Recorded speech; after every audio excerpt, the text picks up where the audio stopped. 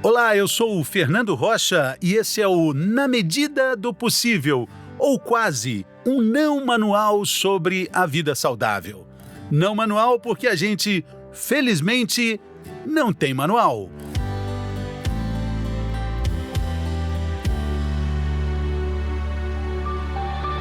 Como criar filhos? Sempre foi muito difícil responder essa pergunta, no passado, no presente e no futuro. Mas pode ficar mais difícil ainda se a gente colocar um tempero na interrogação. O que é dar uma boa criação para os filhos? Ter filhos bem-sucedidos, diploma universitário para todos eles, realização financeira? Esse é o modelo? Qual é o risco de sonhar o sonho dos pais? Como é que um adulto pode perceber isso? Quem responde é a psicóloga e psicanalista doutora Brenda Oliveira. Seja bem-vinda, doutora. A senhora pode escolher um ponto de interrogação aí desses para começar nossa conversa. Boa tarde, ouvinte. Olha, vamos começar. É tão difícil essa pergunta, viu, Fernando? No passado, no presente e no futuro, né? Sempre foi difícil, né? E vai continuar sendo, né? Eu acho que é a pergunta de $1 bilhão, né? Como criar bem os filhos, né? Doutora, porque a gente coloca valores que, na verdade, são valores dos pais, das mães, Sim. E não necessariamente serão valores dos filhos, né? Mas por outro lado, a gente não consegue, quando a gente se torna pai e mãe, a gente não consegue exercitar, né, ou exercer a maternidade e a paternidade sem trazer na nossa bagagem aquilo que nós recebemos dos nossos pais, né? Sem trazer a cultura da família de origem que nós tivemos. Então, é muito difícil a gente não passar alguma coisa ou não repetir alguma coisa, inclusive coisas que a gente sabe que não foram as melhores, mas a gente termina repetindo. Então, talvez um primeiro passo para uma boa criação de filhos é você se conhecer mais em relação aos seus pais, né? Você conhecer um pouco mais o que para você, e para você, para o pai, para a mãe, enfim, para aqueles que vão exercer esse papel, que valores são importantes, o que você gostaria de passar para os seus filhos, o que você traz na sua bagagem que você gostaria de conservar, o que você traz na sua bagagem que você não gostaria de conservar. Claro, evidentemente, sempre levando em consideração o momento histórico que você está vivendo, as mudanças que estão acontecendo no mundo, as ferramentas que hoje se exige mais na criação do que se exigia no passado. Todas essas coisas, elas precisam ser contempladas numa suposta, claro que a gente quer boa educação dos filhos. Mas, doutora, como é que a gente pode fazer um balanço mais equilibrado do valor da ancestralidade, das tradições que são ricas e que fazem parte da composição do que a gente é, com aquela capa, com aquela roupa que a gente não quer usar, que não cabe na gente? Em que idade a gente percebe isso como filho e quando, como pai, a gente pode ver que algo está indo mais para lá do que para cá? Eu acho que o filho vai começando a perceber isso ali por volta dos 5 anos, que ele vai... Cedo assim? 5, 6 anos, ele vai percebendo um pouco mais como é que a família, devagarzinho, ele percebe, não claramente perceber tudo. Ele sabe onde é que ele caiu, né? Onde é que eu tô, né? Ali ele vai percebendo, por exemplo, ele vai percebendo que papai e mamãe gostam muito de se reunir na hora das refeições, que gostam de tomar café da manhã juntos, que gostam de almoçar juntos, que dia de domingo eles gostam de fazer um programa juntos. Se for uma família que segue, vamos dizer, uma religião, que gostam de rezar, orar, ou fazer algum tipo de ritual, que gostam de ligar para a família de origem, dos avós, aos finais de semana, agora na pandemia mais ainda, né? Então, a criança vai percebendo pela repetição do comportamento que existem tradições. Ela não dá esse nome de tradições, mas ela percebe que papai e mamãe têm um jeito de fazer sempre e que isso passa a ser uma coisa importante dentro do funcionamento familiar. Então, é um momento que a gente vai passando para os filhos e quando eles vão ficando maiores, pré-adolescentes, adolescentes, eles começam a questionar também essas tradições, vamos dizer assim. essas coisas que a gente traz da ancestralidade. E aí, como pais, a gente pode começar a fazer a parte mais difícil, que é exatamente a equação, né? E temperar um pouco o que para mim, como mãe, como pai, é importante, que eu gostaria que meus filhos aprendessem, mas que eu também posso transigir e entender que talvez para um filho, para outro filho, isso não seja tão importante, e poder conversar com eles sobre isso. Então, eu acho que lá pela adolescência é que a gente começa a ter uma conversa mais, vamos dizer, um pouco mais horizontal do que a gente pode preservar, não preservar, questionar, não questionar. Eu achei muito bacana, recentemente ouvi o relato de um pai de um garota trans, de 9 anos de idade. Uhum. Essa ruptura acontece logo cedo, e logo cedo o relato é tão impressionante, emocionante, porque o pai fala assim, eu tenho uma expectativa, eu criei essa expectativa, e quando meu filho logo cedo me joga na cara a história dele, quando meu filho me diz quem ele é e o que ele quer ser e para que ele veio ao mundo, eu tive que entender logo que o meu plano não é o plano dele. É um exemplo radical que serve para a gente ilustrar. Mas mesmo não existindo tanta radicalidade, a imposição dos pais às vezes é muito perversa também, né, doutora? No sucesso. Completamente. Por isso que eu acho, o velho Freud, ele dizia que educar é quase uma missão impossível, né? Porque a gente traz questões nossas, expectativas nossas, a gente tem um filho na imaginação desde a hora da concepção. A gente espera aquela pessoa.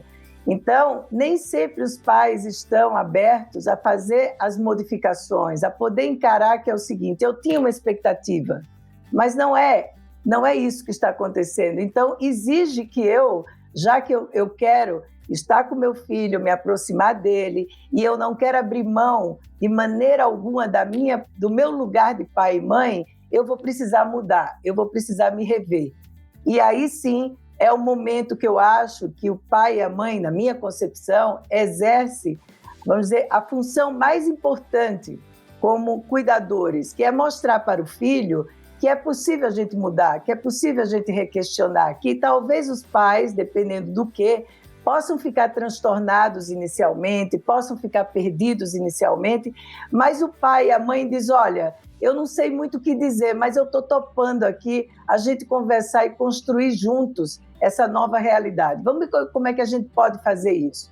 Então, essa disponibilidade cria um aspecto na educação que eu acho essencial, que se fala tanto hoje essa palavra, mas eu acho que é criar a resiliência familiar e a resiliência nos filhos. O que é essa resiliência? É exatamente isso, é você ter que lidar com coisas que são opostas às suas expectativas. E você vai precisar reformular. E você vai precisar ter a coragem de dizer, isso aqui eu não sei, eu preciso aprender, eu estou confuso, eu estou com raiva, reconhecendo os sentimentos, legitimando, mas visando a mudança, visando rever os princípios, né? Interessante também, né, em algum momento da vida, olhar pelo retrovisor do tempo e perceber que nem sempre é possível colocar na mesma frase sucesso profissional e felicidade, né? Eu acho que, aliás, quando a gente fala em sucesso profissional, cria-se uma ideia de que quem tem sucesso profissional tem uma vida feliz. Eu, particularmente, Fernando, não acredito em vida feliz. Eu acho que a vida plena, feliz, eu não sei muito, eu não acredito muito nisso. Eu acho que a gente tem momentos que são importantes de plenitude, que a gente vai conseguindo as coisas, atravessando os obstáculos, mas a gente tem que entender que, por exemplo, para você chegar a um patamar profissional, você passa por muitas coisas difíceis.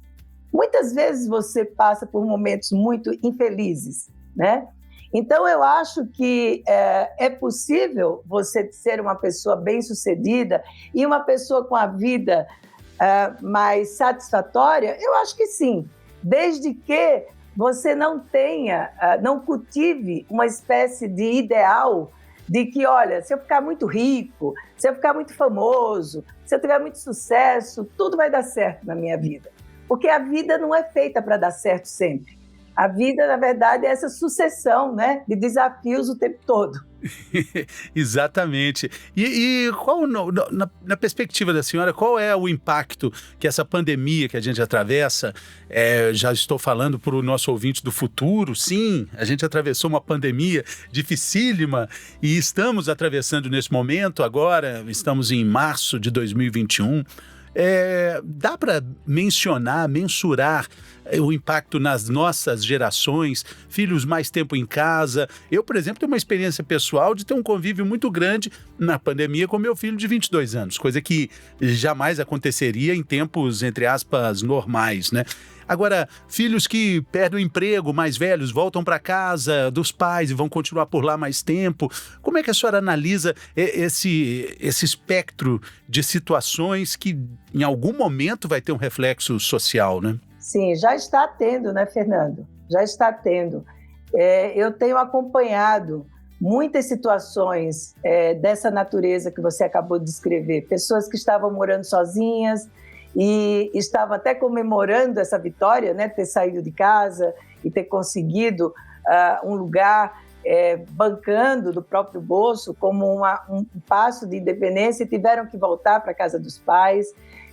E muitas vezes essa convivência diária, ininterrupta, porque é uma imersão de convivência, né? A pandemia fez isso, a gente nunca conviveu tanto com as nossas famílias, né? E com os nossos filhos e maridos e esposas, e isso tem trazido coisas muito interessantes, descobertas muito boas.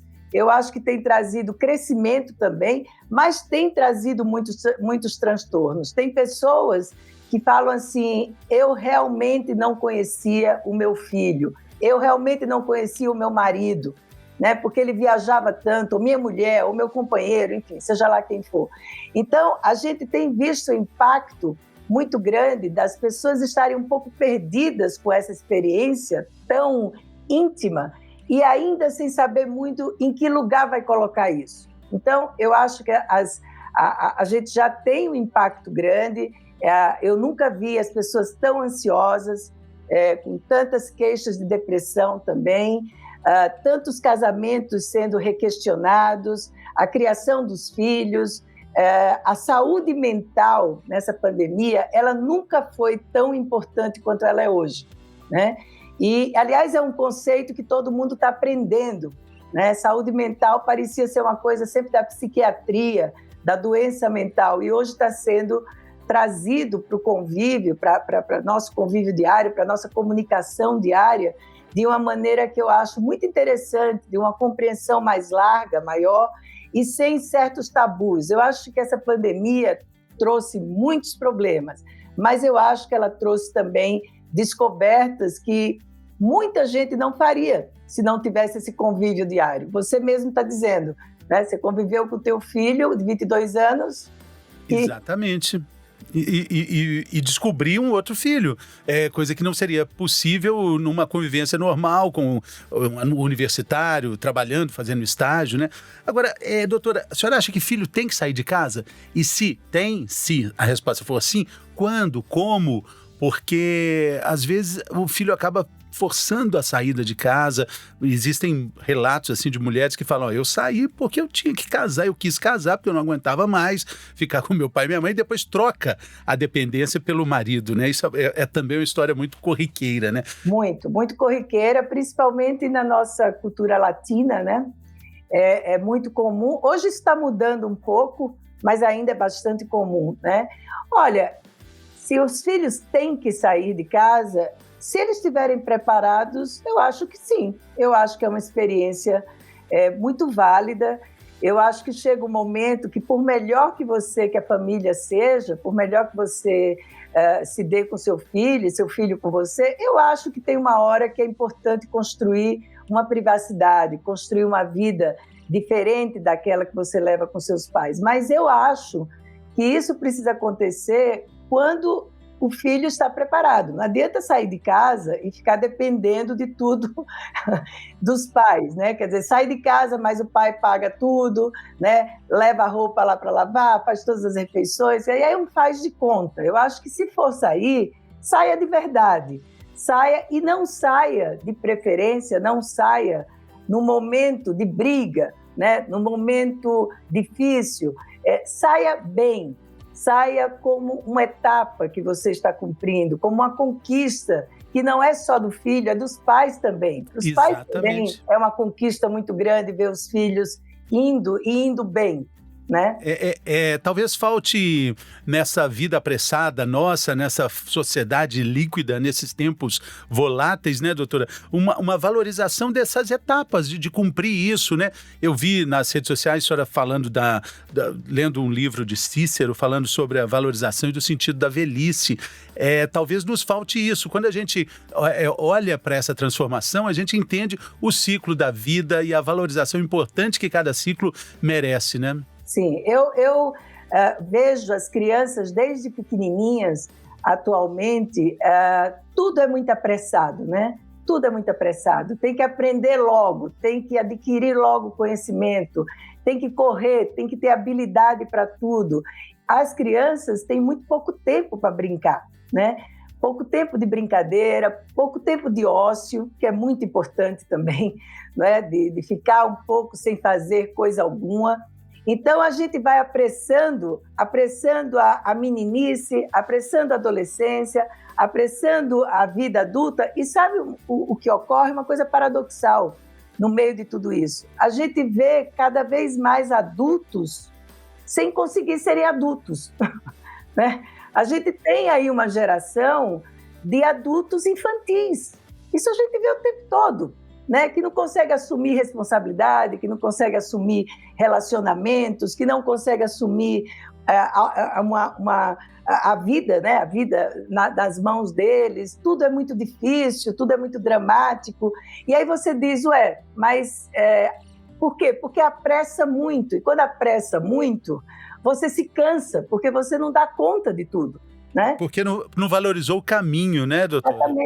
Exatamente. E aí, quando chega lá, aí a velhice normalmente, eu gosto muito dessa frase da velhofobia, né? Essa expressão de que, poxa, não pode ser velho, não pode ficar velho, não pode se entender como velho, quando na verdade é onde a vida calma, é onde a vida vai ser percebida, né?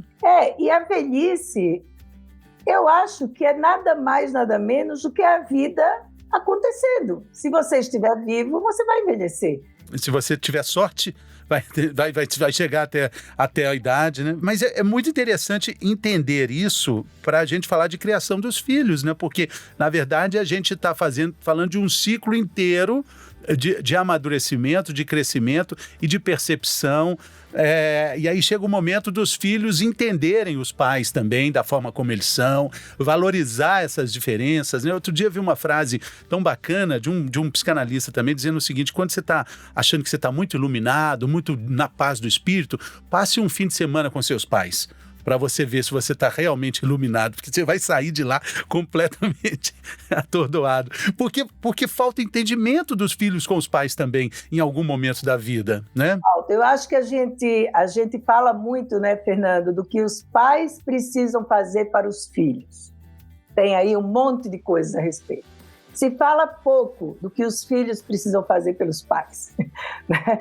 E chega um momento na vida que é a vez dos pais. Não porque os filhos têm que tomar conta necessariamente, mas respeitar que aquilo que eles tinham que fazer já foi feito, que já passou, que não é mais o tempo da gente educar um filho de 30 anos, 40, 20, já passou. É preciso que ande para frente. Agora, a gente sabe que às vezes alguns pais não conseguem lidar e aceitar o crescimento dos filhos, e com isso há uma infantilização do vínculo o tempo todo.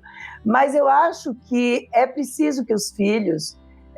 tem uma frase que é bíblica, né? Mas eu não queria que fosse entendida como uma coisa moralista, de jeito nenhum, que é essa questão de honrar pai e mãe, né? Honrar pai e mãe é um pouco isso, é você reconhecer a sua ancestralidade, é você reconhecer de onde você veio, é você reconhecer que, goste você ou não, porque ninguém é obrigado a amar pai e mãe, porque é pai e mãe, isso não é obrigatório, não é? Mas você veio daquelas pessoas. Então, esse reconhecimento Eu acho que é um reconhecimento que fortalece as raízes e possibilita que você, como filho, também vá completar esse ciclo lá na frente de envelhecimento, né? Exatamente. Como a gente fez aqui nesse podcast. Começamos lá no início, com muitas perguntas e dúvidas, e chegamos até outra ponta da nossa história. Claro que tudo é muito longo, e quem sabe a gente volte a falar sobre isso de novo. Doutora, muito obrigado pelo seu tempo, sua generosidade, tudo de bom, sucesso para você, na sua vida, na sua luta, na sua luz toda. Muito obrigada, Fernando. Um prazer enorme conversar com você. Espero que eu tenha contribuído aí. Com certeza, com certeza. Muito obrigado. Um abraço. Obrigada. Valeu. Até mais, pessoal. Até a próxima.